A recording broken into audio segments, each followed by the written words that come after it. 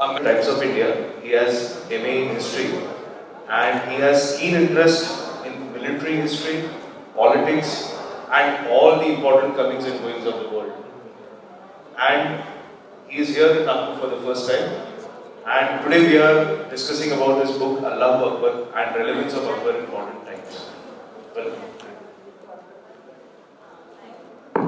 Thank you. Delighted to be here in Nagpur and as well as the fest. So I would like to thank the organizers for extending their warm welcome to me. Yes, you can all please give a big round of applause. It's very important because this is a very unique festival that you have organized, devoted entirely to non-fiction.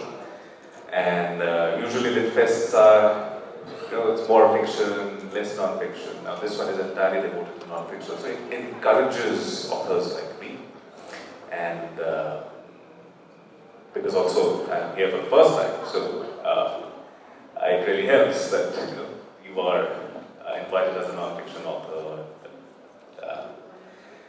So I'm delighted, and I've written a book on Shahenshaah Akbar, and it's called Allahu Akbar, Understanding the Great Mughal in Today's India. And in that I try to look at Shahenshaah Akbar not just as a historical personality, not just as a king, but as a politician of his time. And at the same time I have tried to analyze how things have changed today and how some things have remained just the same. So that is the central idea behind the book, and it was also necessary, I thought, to do something like this because the politics of today mostly is happening about the past. So for some people the past is the basis for their present, and certain historical wrongs are being sought to be avenged in the present. So that was precisely the reason why the book had to be written. I didn't intend it, of course. I never thought that I'd write a book on Akbar or any of the Mughals. My primary interest lies in warfare. So as you mentioned. But yes, the circumstances were such that something like this had to be written, and I'm very thankful to my publishers. If there's somebody from Bloomsbury, thank you very much for publishing my book. And yes, that's about it. You can just straight away begin and whatever you want to ask me. So kind of you. So, Nagpur city, I mean, Akbar would have loved Nagpur city. Okay, you know why? Oranges. Oranges is one, and you have Diksha Bhumi, where Dr. Ambedkar took his Diksha, and RSS in the same city. RSS headquarters in the same city. Okay. So, and this is not mere symbolism, right? So, Nagpur has a history of being relatively calm in times of turbulent times in our country. Okay. So, what you think is the spirit of tolerance. And this is the same thing that we think of when we think of Akbar. So, everybody here, when you say Akbar, religiously tolerant, right? But there is an interesting observation that you make in the book that it is very simplistic to call Akbar as epitome of tolerance and Aurangzeb as height of intolerance. So, for a person like me, or for most readers, I mean, we do find them to be epitome of tolerance and intolerance. But can you just tell us why do you think so that we are being simplistic? Well, because history is not black and white, and Akbar has a certain image, which is largely true. I'm not saying that it's wrong, but then Akbar was also many other things. Akbar was an empire builder, a very ruthless empire builder. And empire building has always been a very ruthless process. We today, because we are so far removed from the 16th and the 17th centuries, and we have all been born and have grown up in democratic societies throughout the world. So we tend to have a very romanticized idea of the past. Where, because our present shapes our understanding of the past. So, for instance, communal riots that happen and has been a recurring feature of Indian, modern India, so to say, or let's say from the 19th century onwards. This has been a recurring feature of India or Indian society. Something like that did not happen back in the 16th century. But because we have the memory of 92 or State, all of that. So we do tend to have a very different understanding of the past. Now, as they say, the past is a different country.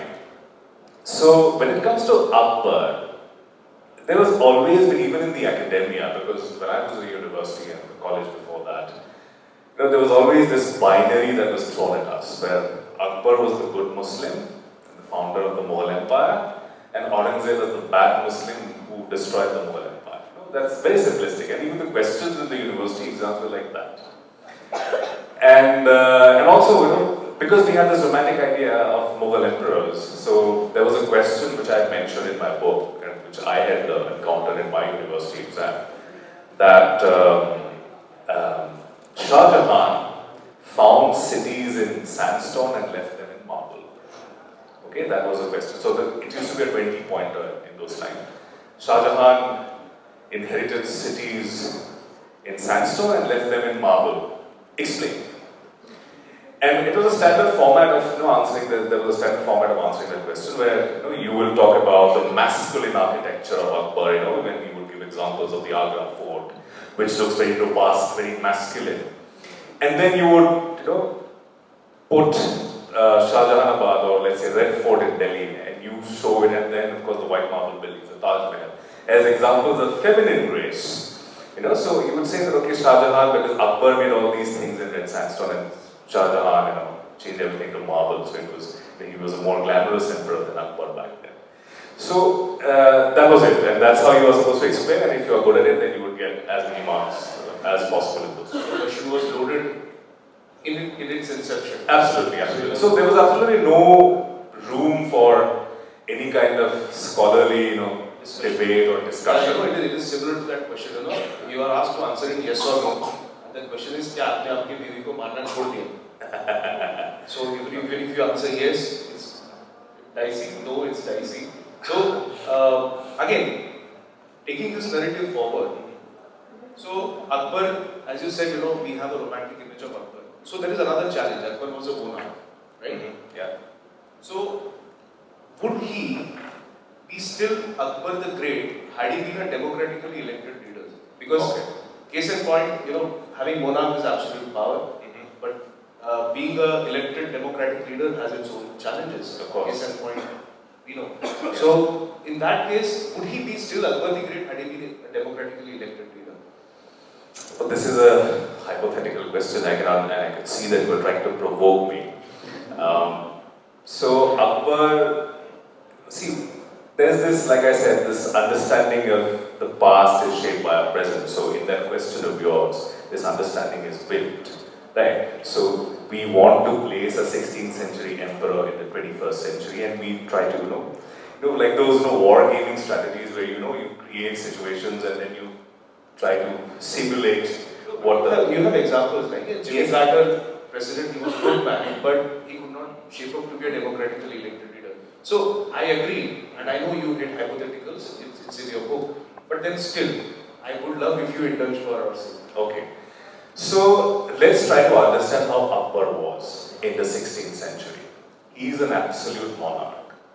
He has power of life and death over millions of people. Okay? Now, we can debate to what extent he used or misused that power, but we cannot deny the fact that he had that power. Today's 21st century leaders don't have that.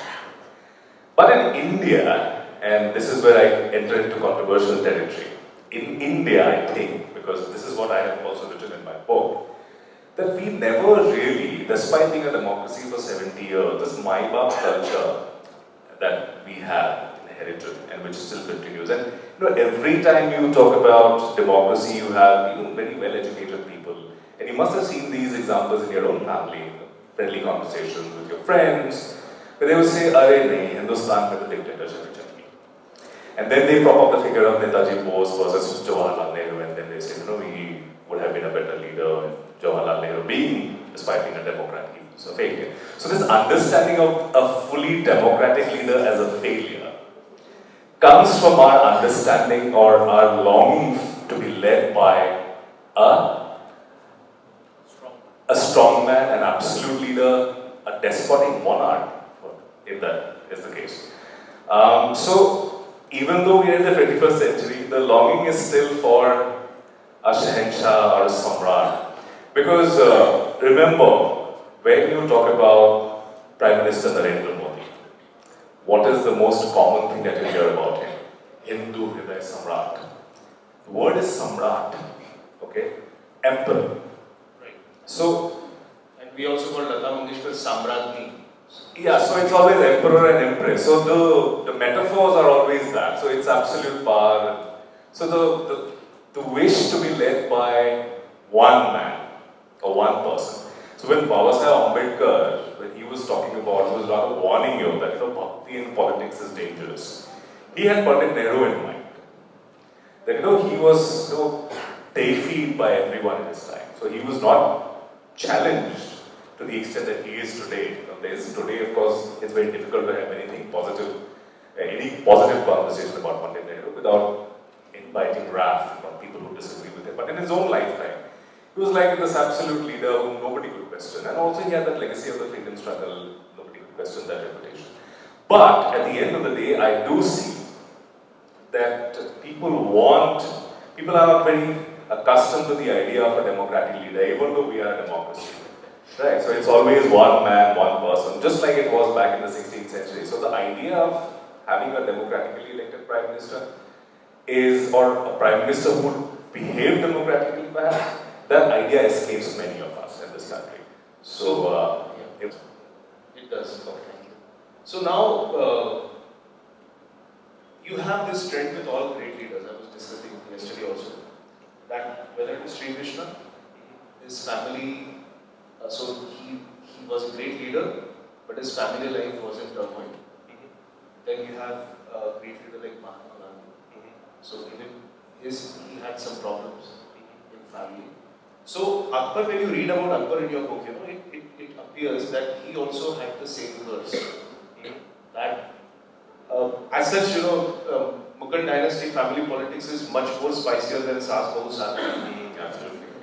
And trust me, women are or were classical power brokers in Mughal. They were. So can you just share with us these intrigues of family, the unhappiness of Akbar, and the role of women power brokers in his life? So yes, I'll start with the women part first. So the women have always played a very central role in Mughal polity. It is unfortunate that they were not written about in the official chronicles. For instance, Abul Fazl does not mention too much about the women, what the kind of things that they were doing. But it is possible to glean from other sources the kind of influence that they had. If you look at, let's start from Genghis Khan, okay? Because the Mughals, one part of their family came from that side. So Genghis Khan, or Genghis Khan as the Westerners like to call him. So his wife is Bote, right? So who was kidnapped by the markets, and then Genghis Khan finishes the market tribe and then gets her back, and then so she is a very a stabilizing figure in his life, right? And we see this with Babur's grandmother, Ahsan Daulat Begum. Ahsan Daulat Begum was a Chagatai woman, from Genghis Khan's family, and then she had a stabilizing influence in Babur's life, because when Babur becomes the emperor at the age of 11, we call him emperor back then, he was not. He was just a ruler of a tiny principality of Farhana, Samarkand, which is today Uzbekistan.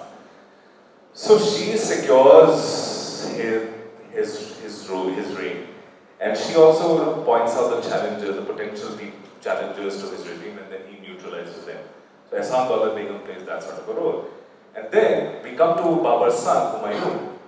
And we know that Humayun, when he loses to Sher Shah and then eventually he loses his influence completely and is forced to go to Persia, the one person who accompanies him is his wife, Hamida Ban, Akbar's mother. So she leaves behind a son and goes with her husband. And in his absence, Babur's sister, Hanzada Begum, she is the senior lady of the Mughal imperial family. And Humayun's brother, Mirza Kamran wants to be the emperor in Humayun's absence. So he wants the khutbah to be read in his name because Humayun is gone, so he doesn't want to wait for his return because of course there was also a clash between the brothers. And Khanzada Begum and other women in the family, they refused to give that sanction. And because of that, Kamran Mirza cannot declare himself as the emperor. Not just that, when eventually it is actually when Akbar is left behind, it's his uncle Mirza Askari, Kamran's brother, who takes him to Kandahar and brings him up. And Askari's wife is the one who is actually taking care of Akbar. And Askari, despite having this great hatred for his brother, performs all the fatherly duties to Akbar that Humayun would have. For instance, there is this Chagatai tradition of striking the child on the head with a turban when he starts to walk first. The father is supposed to do that. But Askari does that for Akbar. And eventually when Humayun returns and Askari is forced to flee Kandahar, and then he sends Akbar and his sister Bakshi Banu Begum to Kabul, to Kamran. And there Kamran, despite having wanted it, is unable to harm his nephew because the women in the family are watching. Khanzada Begum is watching and others in the family. So the women do play a very central role, and even Hamida Banu Begum's role in Akbar's life as mother, it's not very well known, but you do figure out, and I have mentioned this in my book as well, and there have been other books on that as well. There's some recent scholarship on Mughal women which is available, that they played a very central role, even if behind the veils, behind the screens, but of course they had a lot of influence over how the emperor functioned.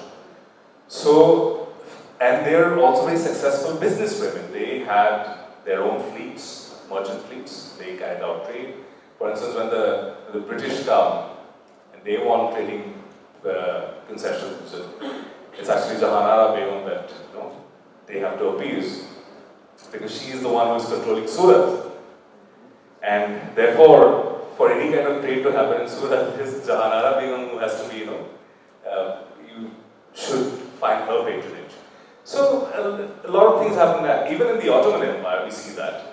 There are many women, for instance, Hurrem Sultan.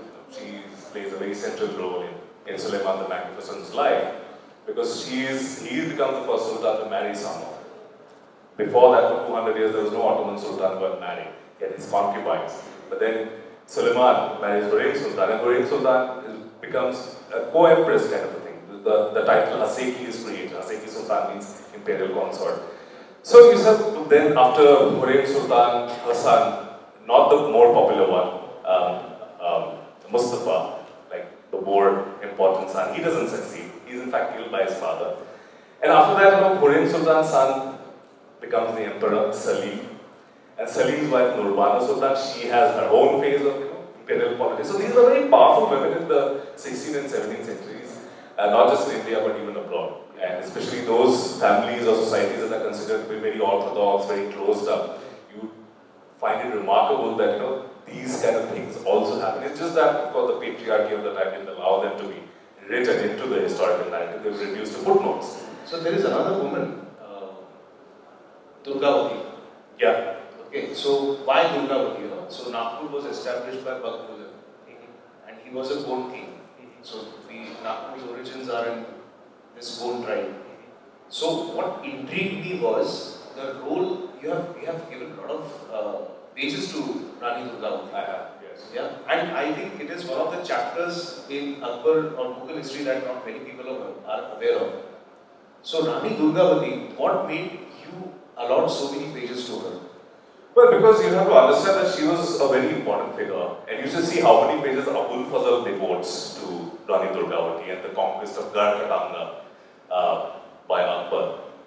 So she was ruling a rather small principality, but it was in the center in central India. Somewhere a track between Jabalpur and Nagpur. Yes. So and Durgavati was somebody who was so brave, so valiant in her struggle that Abul Fazl has only praises to offer. He doesn't talk down and he doesn't talk in a way that would offend modern readers today. He's actually very appreciative of what Durgavati did. And she died fighting without withdrawing. And she also had this strategic sense because, and I was fascinated by that because, and Abul Fazl recognizes that. So there's this past that is mentioned where Durgavati says that because they are fighting the Mughals and you have the Mughal commander who is coming. And Durgavati says that I think we should put artillery in that because that's where the Mughals are going to come. And that's where they're going to put their cannons. And all the male generals, they refused to even believe her. They said this is rubbish. The Mughals are not going to come from there. But Durgavati was right because that's where exactly the Mughals place their cannon and eventually that's how she loses her. So I found that remarkable that Abul Fazl in the 16th century he is writing that book and if you assume that that was the time when women played subservient roles. The fact that he has devoted so many pages to a rival woman ruler who had to be vanquished and removed so that that entire tract could be made part of the Mughal Empire. I found that remarkable. So that's why I mentioned that, and that's why I devoted so many pages myself. So I found that campaign very remarkable, and Abul Fazl acknowledging that. So maybe we need to take a relook at the 16th century. Yes, of course. And after reading your book, that was a very intriguing thing. So Rani Durgavati is someone who stayed with my heart. So Akbar, as had this another side of him that did theological experiments a lot. Yeah. And you were mentioning about questions asked in university. Write a short note on Dine Ilahi was always a question that was asked to us. Okay. So, but then as I'm trying to rationalize the motive behind it. So, is Dine Ilahi, was it a clever strategy? Was it a whim of a madman? Or what was it? I mean, it's something that I could not understand honestly. See, when I was in university, the question that I got in my exams was, Dine Ilahi was a monument of Akbar's folly. Explain. Okay. So, that was the university had already made up its mind that it was a monument of Akbar's folly. But Dine Ilahi was not a religion. It was a Pir or Murshid tradition. So, you had the emperor as the Pir, and you have his chelas, his followers around him. So, it was never really intended to be a mass faith.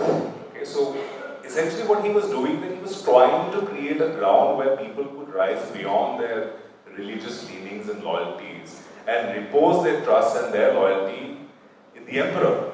So all your loyalty, you could be a Hindu, you could be a Muslim, a Christian, but for you, your emperor comes first, then your individual gods and goddesses. So this was something which, if implemented, could have led to a lot of troubles, and in fact that did lead to a lot of troubles because Akbar's experiments were, it scandalized a lot. But I don't think Goswami Tulsidas and Akbar met. It was more a relationship between Abdul Rahim Khane and Goswami Tulsidas that we read about. But yes, certain modern comments that we hear from today's political leaders, where somebody has said that Tulsidas supposedly said, Mera to ek hi raja aur hai Jai Shri Ram. Tulsidas, we don't think said that, something like that. And Akbar, we have to understand that Akbar was the emperor of all. And I'll just give you a story of Banarsi Das. Okay, Banarsi Das was a Hindu, a businessman, and he had never seen the emperor. And but he knew that he is the emperor, and then he liked him a lot. So when the news reached him that the emperor is dead, Banarsi Das, when he heard the news, he had a fall. He was coming down from the staircase and somebody told him that the emperor is dead. And he had a fall and he injured himself badly. And then he said that he was a worshipper of Mahadev, but he says that what kind of a god is my god if he could not protect my emperor? So that is what we know about Akbar. So I don't think Goswami Tulsidas ever said anything like that. At the same time, it was possible for Goswami Tulsidas to write the Ramcharitmanas when Akbar was the emperor. Right? And it was definitely a very syncretic tradition that was being followed in India. About Mirabai, I haven't really studied that much about Mirabai's influence on Akbar. But of course, Mirabai, I have heard this, that there's some bhajan, Mirabai preceded Akbar.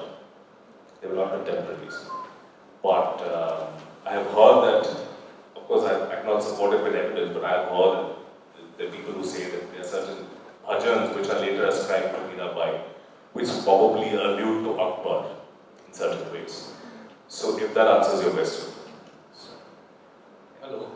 My question is, we are understanding Akbar in present tense. Right. But, like I said, the societal arrangement, the Mulki Intizam of Akbar, the Sulh-e-Mulk is essentially what defines Indian secularism. It's very different from the European idea of secularism.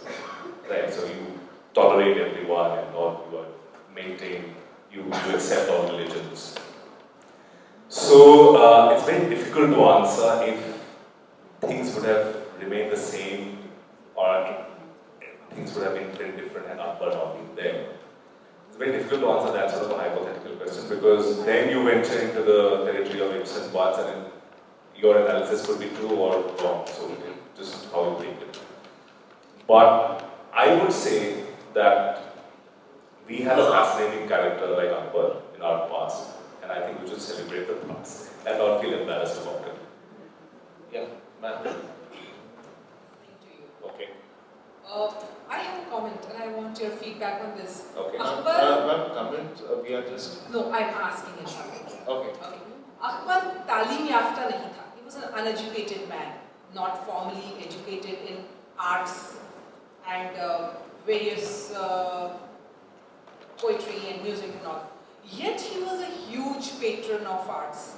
It is during his times, what we read is that arts flourished. Would you shed some light on this? Have you written about it in your book? See, Indian History Congress last year in December, a paper has been presented that argues the entire opposite of what we have always known. It says that Akbar was actually written, and there are some writing samples of Akbar, that Akbar has written some draft, signed the document. And so, I also think that he could read and write. Because the kind of things that he does, and you do see these, glimpses coming from here and there. But if we rely entirely on Abul Fazl, because it's Abul Fazl who really says that he was, yes, that he could read and write. So I think what was happening, so we also have to remember one thing, that the histories, the chronicles of those times were also very political documents. So you're always looking for a gold standard from the past to measure your emperor. For them, for the Mughals, it was Amir Taimur. Taimur is like the gold standard of all kings for them. So, and they were the Gurkhanils. The Mughals never called themselves Mughals, they were the Gurkhanils, the Gurkhanians. Because they were sons-in-law of Genghis Khan, because Amir Taimur was. So, Akbar had a very fertile mind. And we can see that with the kind of ideas that he has, the kind of things that he says. He's very well informed, very well read. And a good king in those times, for a complete personality, you had to have training in the arts, you had to have some training in the sciences, in music and all that. So many of the Mughal emperors were actually very competent musicians, including Aurangzeb, who was a very, very proficient with the veena. He could play the veena. So it was not just the military aspects of them, they were always great soldiers, but they were also culturally trained. So despite not having that formal, Akbar did not have a theological training. That is where something we can agree on. He did not have these dogmas fed to him. There's a very nice painting in the Akbar Nama, where you have Basha Humayun and there are other tutors.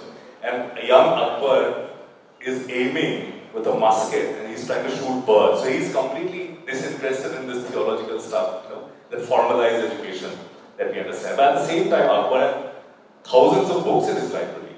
And he had those books read to him by different people in his court. So he employed people who would read out books. And then he could quote from those books. So I find it very difficult to accept that somebody could quote from memory like that unless, of course, you have read those things yourself. So we should not rely entirely on Abul Fazl when he makes this claim, because he's trying to show him as a true inheritor of Amir Taimur's legacy. Amir Taimur could not read or write, but at the same time he was very proficient in Farsi. The cultural influence of Persian in the Timurid court was very strong, and Amir Taimur was one of the first movers in that. So I think it was a complete personality that Akbar had, and he promoted all kinds of people, and he loved scholarship. He loved the arts. A man who enjoyed his drink as well as good music. And many of the Mughal emperors were like that. Ma'am, yeah, your question. Good afternoon, sir. My question to you is why the title is Allahu Akbar, while we all know that Akbar was a really liberal Muslim. So why this title? Little secular we don't use for 16th century. This is like a retrospective application of those terms. Now, we have to understand that Akbar used religion. I have said this earlier. I gave this name simply because Akbar loved this. He loved Allahu Akbar because Allahu Akbar, like every azan, starts with that throughout the world. God is great. It means that. Allah is great, Allah is God, God is great.